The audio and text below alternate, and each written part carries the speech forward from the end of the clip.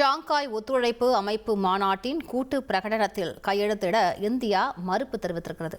விரிவான விவரங்களை செய்தியாளர் ரமேஷ்குமார் கேட்கலாம். ரமேஷ்குமார், என்ன காரணமாக இது சொல்லப்படுகிறது? விவரங்களை பதிவு பண்ணுங்க ரமேஷ்குமார்.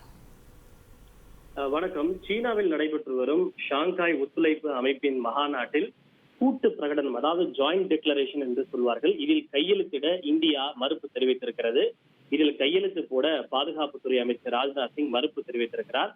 இந்த ஷாங்காய் ஒத்துழைப்பு நாடுகளுடைய பாதுகாப்புத்துறை அமைச்சர்களின் 2 நாள் மாநாடு சீனாவில் நடைபெற்று வருகிறது.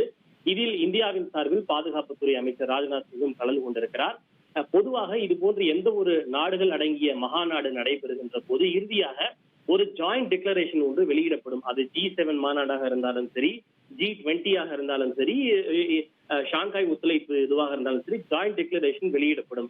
ஆனால் இன்றைக்கான ஜாயிண்ட் டிக்ளரேஷனின் கையெழுத்திட இந்தியா மறுப்பு தெரிவித்திருக்கிறது. இந்தியா கையெழுத்து போடாததால் கூட்டு பிரகடனமும் இன்றைய தினம் வெளியிடப்படவில்லை. இதற்கான காரணம், எல்லை தாண்டிய பயங்கரவாதம் குறித்தோ, பெஹல்காமில் நடைபெற்ற பயங்கரவாத தாக்குதல் கண்டனம் தெரிவித்தோ, பாகிஸ்தான் குறித்தோ இந்த ஜாயிண்ட் டிக்ளரேஷனில் எந்த விதமான வார்த்தையும் இடம்பெறவில்லை.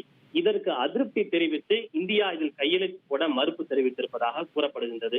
குறிப்பாக இன்று காலை இந்த மாநாட்டில் பேசிய ராஜ்நாத் சிங் அவர்கள் பெஹல்காமில் நடைபெற்ற பயங்கரவாத தாக்குதலுக்கு கண்டனம் தெரிவித்தார்.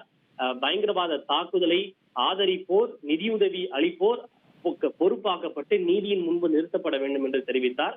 பெஹல்காமில் நடைபெற்ற பயங்கரவாத தாக்குதலுக்கும் அவர் கண்டனம் தெரிவித்திருந்ததோடு, ஆபரேஷன் சிந்து என்பது பாகிஸ்தானுக்கு எதிராக தங்களை தற்காத்துக் கொள்ளும் நடவடிக்கை என்றும் அவர் தெரிவித்திருந்தார். இத்தகைய சூழ்நிலையில்தான் சீனா மற்றும் பாகிஸ்தான் ஆகியோரின் தலையீட்டின் அடிப்படையில் இந்த ஜாயிண்ட் டிக்ளரேஷனில் எல்லை தாண்டிய பயங்கரவாதம் குறித்தோ, பெஹல்காம் பயங்கரவாத தாக்குதல் குறித்தோ அல்லது பாகிஸ்தான் குறித்தோ எந்த விதமான குறிப்பும் ரெஃபரன்ஸும் இடம்பெறாததால் அதற்கு அதிருப்தி தெரிவித்து இந்தியா இந்த ஜாயிண்ட் டிக்ளரேஷனில் கையெழுத்திடவில்லை என்று தெரிகிறது. எனவே இந்தியா கையெழுத்து போடாததால் ஜாயிண்ட் டிக்ளரேஷனும் வெளியிடப்படவில்லை. பொதுவாக இது போன்ற ஒரு மகாநாடு நடைபெறுகின்ற போது ஜாயிண்ட் டிக்ளரேஷன் வெளியிடப்படாவிட்டால் அது அந்த மாநாட்டினுடைய குறைபாடாக கருதப்படும். நமக்கெல்லாம் நினைவு இருக்கலாம், கடந்த 2023 இந்தியாவில் G20 நாடுகளுடைய உச்சி மாநாடு நடைபெற்றது. அப்போது உக்ரைன் மீதான ரஷ்யாவினுடைய தாக்குதலுக்கு கண்டனம் தெரிவித்து அந்த ஜாயிண்ட் டிக்ளரேஷன் வெளியிடப்பட்டது. G20 மாநாட்டில் ரஷ்யாவும் ஒரு அங்கமாக இருக்கிறது. அப்படி ரஷ்யா அங்கமாக இருக்கும்போது உக்ரைன் மீதான ரஷ்யாவின் தாக்குதலை கண்டித்து கூட்டு பிரகடனம் வெளியிடப்பட்டது.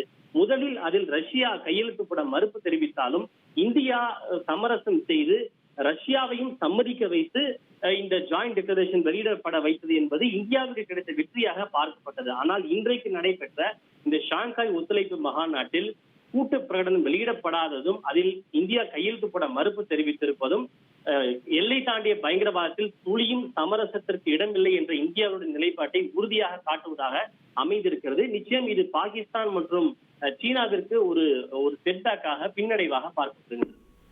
விரிவான விவரங்களுக்கு நன்றி ரமேஷ்குமார். உங்கள் தந்திவன் தொலைக்காட்சியில் திருவாய் மலர்வாய் திங்கள்தோறும் இரவு 8 மணிக்கு காண தவறாதீர்கள்.